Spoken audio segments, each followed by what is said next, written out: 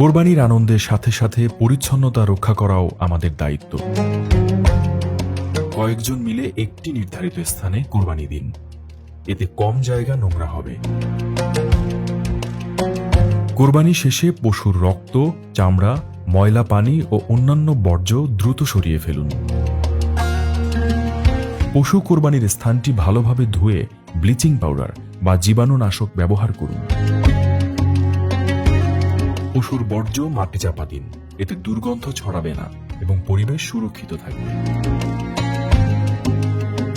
ছুরি, বটি, চাপাতি ইত্যাদি পরিষ্কার পরিচ্ছন্ন করে সুরক্ষিত স্থানে এবং শিশুদের নাগালের বাইরে রাখুন।